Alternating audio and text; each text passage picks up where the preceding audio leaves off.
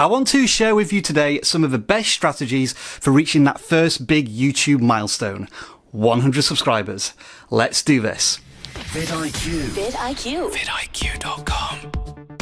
Hello, I'm Rob and welcome to vidIQ, the YouTube tool and channel that educates you on your YouTube journey. For more content just like this, make sure to subscribe to the channel and do this so that you're the first to be notified when there are new videos released. As always, school is in session.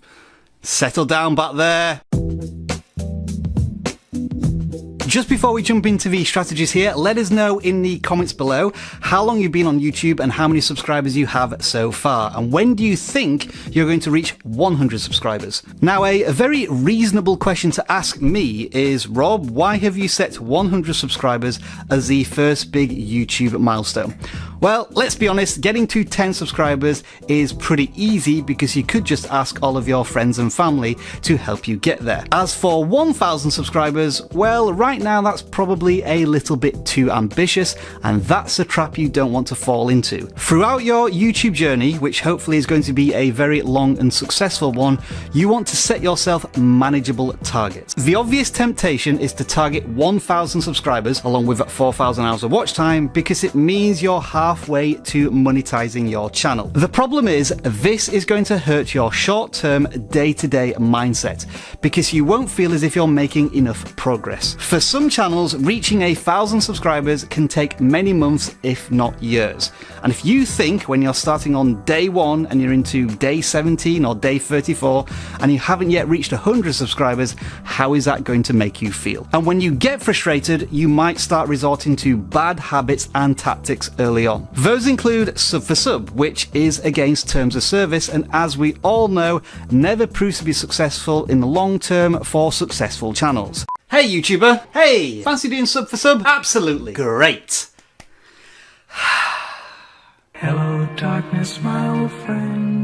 The next thing you might start to do is go onto large channels and post comments such as, hey, check out my channel, or sub for sub, or with this weird arrow pointy thing on the blue thumbs up that says, has you subscribed to my channel? I have no idea why anybody ever does that. All of those dodgy tactics center around the me mentality of a YouTube video creator. As we will always preach here at vidIQ, it is a value that you give to your audience that will get them to trust you and subscribe to your content. And if you get completely desperate, you may resort to buying subscribers, which is the worst thing you can do on your channel. First of all, it is against terms of service once again, and it may result in your channel being terminated, and those subscribers will offer you absolutely zero value to your YouTube channel in terms of growing it through views, watch time, and creating a community. So I personally believe that your first subscriber milestone should be 100 subscribers. When you first start your channel, you'll be getting a new subscriber every few days. Then you'll be getting maybe 1 or 2 a day, and then you'll be getting 10 or so a week, and that should help you reach that goal as quickly as hopefully as possible. Let's give you a best case scenario. You launch your channel, the first video goes up, and to your surprise, lots of people watch it.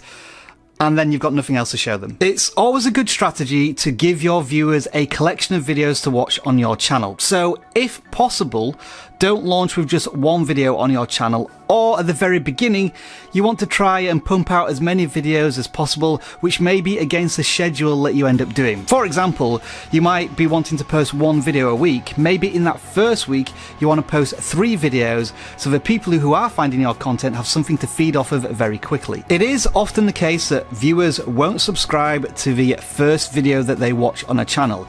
It may take 2 or 3 videos to persuade them to push that red button. And if you have more than one video, you can start to communicate to your audience in all of the content that you produce that it is on a topic that your audience is interested in. If you can get your audience to enjoy your first piece of content, fall in love with your second piece of content, and then subscribe as a result of the third piece of your content, then you potentially have a viewer there for months, years, a lifetime possibly. Now, I wouldn't recommend necessarily launching 3 or 4 videos at exactly the same time when you start your channel. You want to give each video a moment to breathe on the platform. If you have a batch of videos you want to upload to YouTube all at once, that is absolutely fine. Just make sure that they remain unlisted or private until you're ready to publish them, and then when you do publish them, stagger them by at least 1 day. And if you don't intend to post on a daily basis on YouTube, probably give each video at least 48 hours. As I say, 3 in the first week is probably perfect. You'll quickly learn that when your videos get released, you get lots of bonuses from YouTube, and you find that you have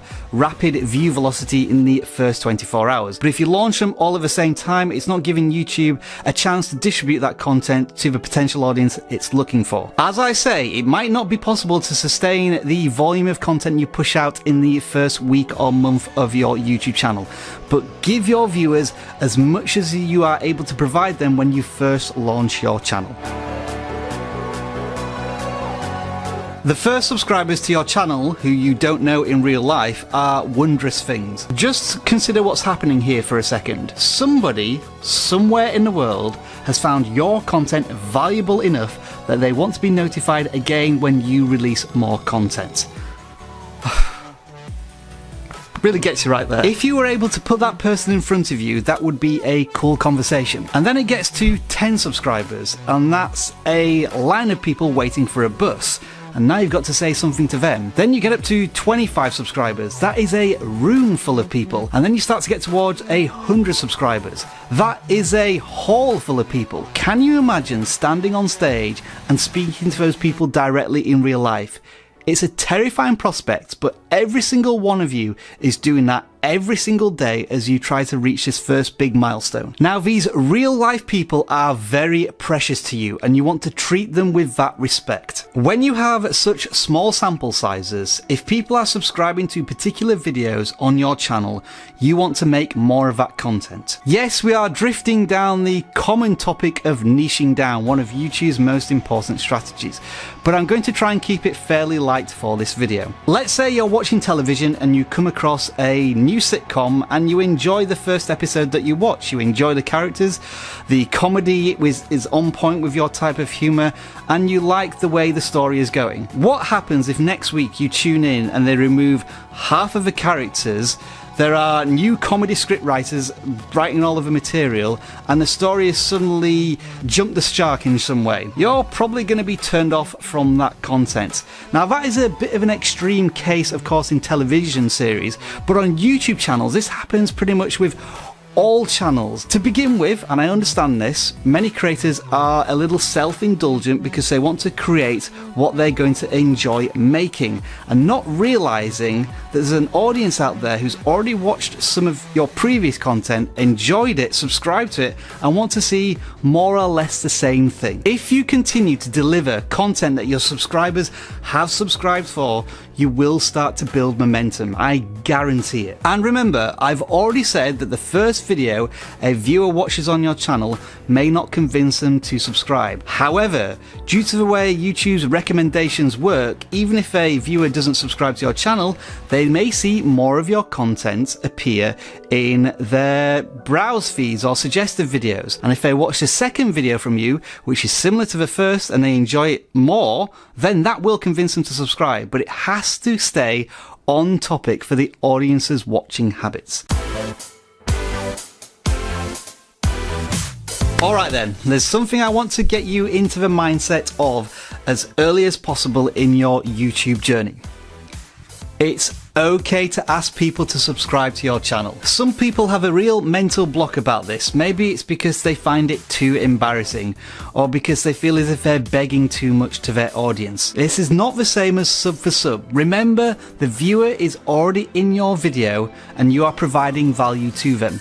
There's nothing wrong with reminding the audience, hey, if you want to see more of this content, then it might be a good idea to subscribe to the channel. There are many ways to ask people politely to subscribe to your channel. For example, in this video, at the very beginning, what did we do?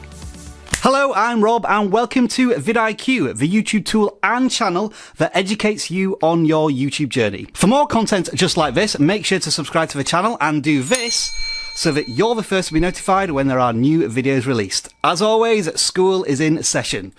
Settle down back there. In 18 seconds, I told new viewers of vidIQ who we are, our value proposition, and why you should subscribe to our channel in a slightly inventive way. I'm thinking of actually doing that, pointing to people in a classroom and telling them off for all future videos, so stick around for that. As you continue on through a video, if you get to a point where you deliver something of real value or a spectacular moment in a video, and that is your payoff to a certain extent, don't be afraid to put in a call to action there as well. And what I mean by call to action is asking the viewers to subscribe, or something on screen that you don't even address, it's just there. It just reminds the viewer, hey, if you're liking this, remember to press that red button. You can also add a subscribe watermark to your videos. It looks like this down in the bottom left hand corner, or is it right hand corner? I can never remember.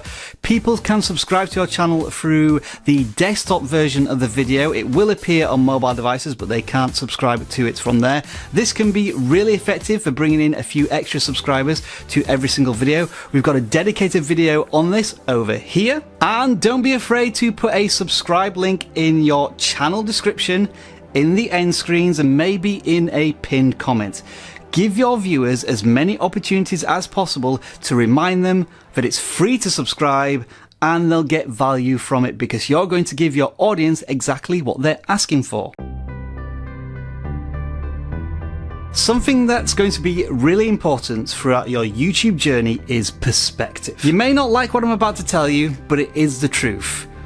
When you start your YouTube channel, you have no authority, you have no influence, you have no social proof. From the audience perspective, they are asking the question, why should I subscribe to you? What makes you different as a video creator? From YouTube's perspective, the platform wants more data from your content. It wants to know which audience is watching your content and for how long, and how successful it is, and whether or not to push that content to more people after they've watched it and indeed subscribed. I am not going to lie to you, the first few weeks and months on YouTube can be a real uphill struggle. For many creators, hitting that first 100 subscribers was the most challenging thing they did on their channel. But then hitting the next 100 subscribers wasn't so hard, and then the next 100, and before you know it, you're up to 500, and then you're coming in to the 1,000 subscriber mark. What needs to happen is a connection between the viewer and the content creator.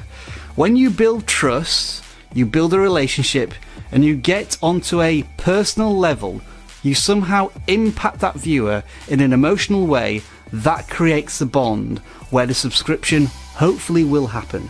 And then who knows what beyond that. Now, what I hope I've done throughout this video is establish some of those bonds so you can subscribe. You see what I did there?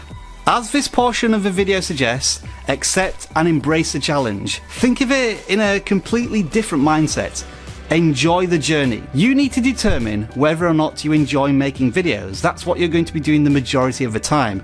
And it could take you 50 videos, 100 videos, 6 months to understand whether you like that process. And if you're concentrating more on how you're going to deliver the content to your audience and observing their feedback rather than looking at that single metric of subscribers or that single metric of views and watch time, I guarantee you, as I've guaranteed you already in this video, that you will enjoy the process so much more. And before you know it, you may not even realize it, you'll surpass 100 subscribers. You may have noticed that this video is being geared more towards the mindset of a video creator.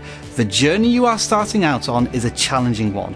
But if you have the right mental attitude, you can overcome any obstacle in your path, including that first milestone of 100 subscribers. We want you to achieve this, and these videos will help you do that. Your subscribers, as few as they may be right now, want you to achieve this. They just don't know it yet. Enjoy the rest of your video making day.